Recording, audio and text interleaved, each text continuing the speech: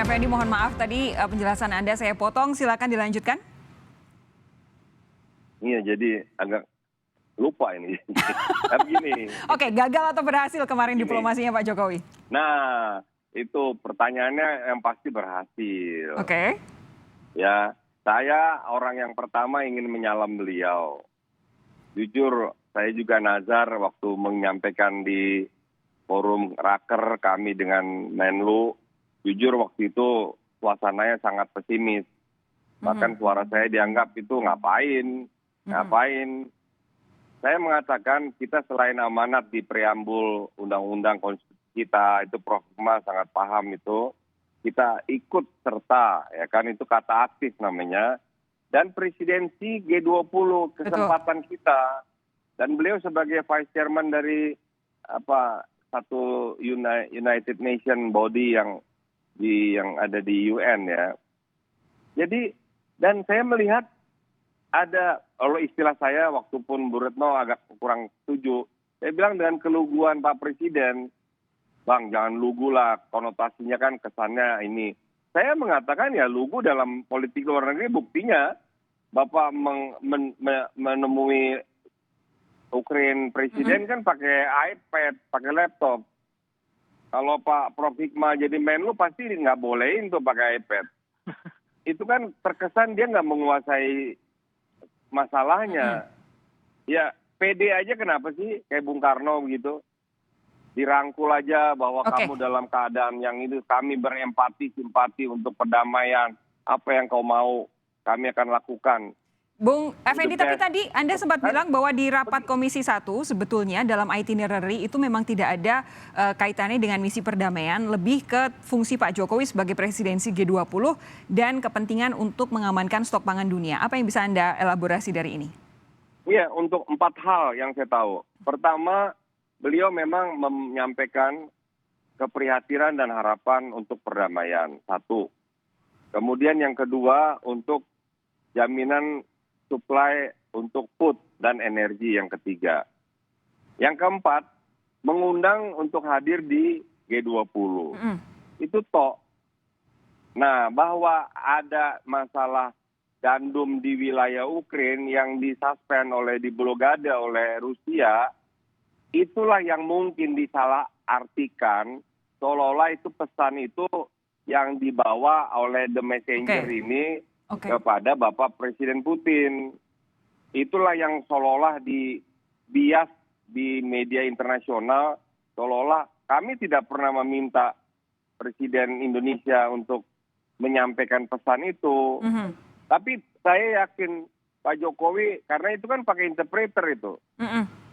Pakai interpreter, kita lihat interpreternya ada itu, harapan itu.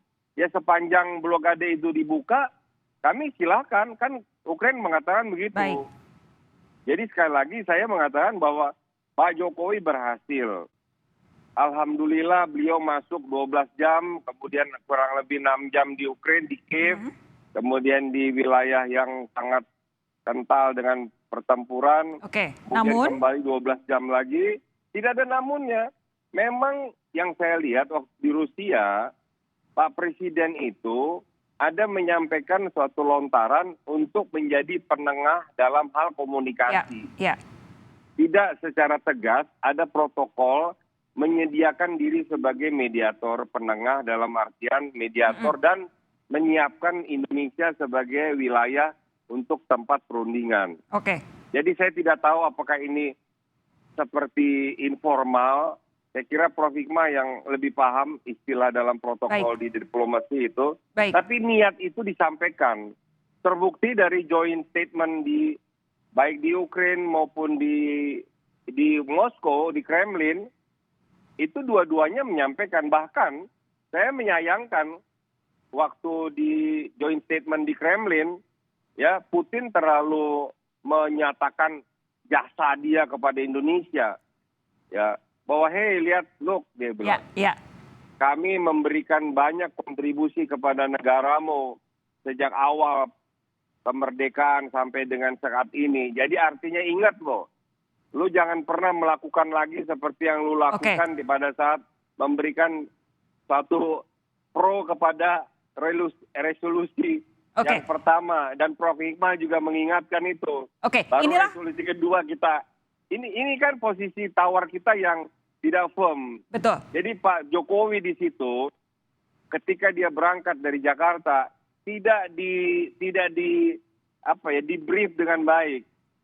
Saya mohon Betapa Prof. Hikmah kompleksitasnya juga, hubungan diplomasi ya. Iya, dan saya menyayangkan beliau membawa iPad di Ukraina itu. Baik, Prof. Hik, Nggak silakan perlu. tanggapan Anda. Ya, seperti tadi Pak Effendi sudah sampaikan.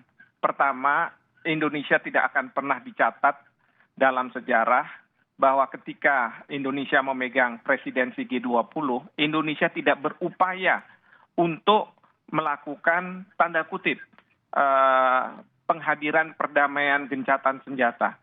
Jadi kita tidak salah ini. Yang kedua, Indonesia tercatat juga bahwa konstitusi mengamanatkan kita untuk turut dalam ketertiban dunia. Dunia sekarang tidak tertib. Ya, Bahkan akan berdampak pada negara berkembang yang dalam pidato Bapak Presiden di Rusia itu berdampak pada ratusan juta bahkan miliaran orang. betul. Ya. Dan yang ketiga, Bapak Presiden mengatakan pesan itu gini, kalau misalnya dalam bahasa Inggris mungkin waktu diskusi gitu mungkin dia bilang I got the message. Saya dapat pesan Anda. Pesan itu maksudnya pesan yang bukan pesan khusus, bukan tolong Bukan nanti tersurat ngomongin tapi tersirat begitu. Iya, tetapi mungkin ditafsirkan dari istana kepresidenan Putin bahwa seolah-olah ada pesan khusus kepada Baik. Presiden Putin. Gitu. Baik. Nah ini yang kemudian oleh Presiden Putin sudah direspon. Oke. Ya, jadi dalam konteks itu menurut saya. Oke, terakhir untuk Bung Effendi, kira-kira selanjutnya harus ada diplomasi lanjutan. Apa yang harus dilakukan oleh Indonesia kalau melihat kondisi Ukraina yang ditinggal Pak Jokowi pulang malah justru semakin dibombardir oleh Rusia? Waktu di raker dengan Menlu, saya menyampaikan inilah kesempatan. Di sisi lain memang kita merasa satu tidak beruntung karena kita adalah sebagai tuan rumah G20, ya karena ada kemungkinan potensi boykot dari G7 dengan kehadiran Putin. Tapi walaupun kita mendengar ada good news pertemuan G7 di Jerman bahwa mereka tetap komit kecuali Biden dengan Kanada yang tanda petik masih belum memberikan keputusan hadir tidaknya. Tetapi di sisi lain saya berharap Prof. Hikmah juga sama. Kenapa tidak Pak Jokowi juga berperan seperti Bung Karno ketika dulu. Ya, Pak Harto juga memerani Bosnia, walaupun 5 tahun kemudian baru berdamai. Pak JK pun memerani peran internasionalnya di Afghanistan. Kenapa kita tidak beri kesempatan ke Pak Jokowi? Ya. Jangan dia kemudian, saya marah itu kepada siapa yang membiarkan beliau menggunakan iPad itu. Sehingga si Zelensky itu bingung dia. Baik. Gua lagi perang, lagi gedar-gedur, ditembakin sana-sini, lu datang dengan iPad tuh kayak wawancara mau lagi tes ASN nih, bingung kita. Berarti Biarkan aja harusnya dia casual. lanjutkan saja Ya kan? diplomasi internasionalnya, tapi brief kepada Pak Jokowi harus lebih firm ya. Ini maaf ya, Pak Presiden kita punya talenta untuk itu. Saya yakin. Baik. Ya, kan dan kedua bangsa ini, Ukraina dan Rusia punya kesejarahan dengan Indonesia. Modal itu besar di tangan beliau. Baik. Tinggal asisten-asistennya seperti Prof. Hikmah ini yang objektif semua. Loh iya dong, di brief beliau dong. Nggak perlu pakai iPad lah. Baik. Waktu saya itu. habis.